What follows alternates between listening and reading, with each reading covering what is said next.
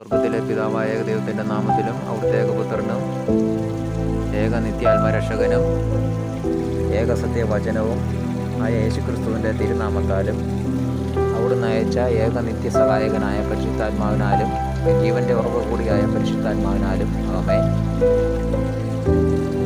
ദൈവമില്ല എന്ന് മൂഢൻ തൻ്റെ ഹൃദയത്തിൽ പറയുന്നു. മ്ലേച്ഛതയിൽ മുഴുകി അവർ ദുഷിച്ചിരിക്കുന്നു. നന്മ ചെയ്യുന്നവർ ആരുമില്ല. കർത്താവ് സ്വർഗത്തിൽ നിന്ന് മനുഷ്യമക്കളെ നോക്കുന്നു. ദൈവത്തെ തേടുന്ന വിവേകികളുണ്ടോ എന്ന് അവിടുന്ന് ആരായുന്നു. എല്ലാവരും വഴിതെറ്റി ഒന്നുകൂടെ ദുഷിച്ചുപോയി. നന്മ ചെയ്യുന്നവനില്ല, ഒരുവൻ പോലുമില്ല. ഈ അധർമ്മികൾക്ക് ബോധമില്ലേ? ഇവർ എൻ്റെ ജനത്തെ അപ്പം പോലെ തിന്നൊടുക്കുന്നു. അവർ കർത്താവിനെ വിളിച്ചപേക്ഷിക്കുന്നില്ല. അവിടെ അവരെ പരിഭ്രാന്തി പിടികൂടും. എന്തെന്നാൽ ദൈവം നീതിമാന്മാരോടുകൂടെയാണ്.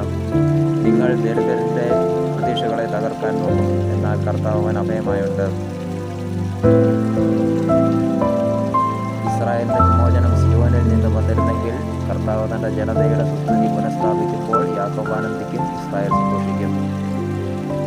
പിതാവായ ദൈവത്തിൻ്റെയും പുത്രനായ യേശുക്രിസ്തുവിൻ്റെയും ആത്മരക്ഷകനുമായ യേശുക്രിസ്തുവിൻ്റെ അവിടുന്ന് അയച്ച ഏക നിത്യസഹായകൻ ജീവൻ്റെ ഉറവയുമായ പരിശുദ്ധാത്മാവിൻ്റെ നാമത്തിൽ ആമേൻ.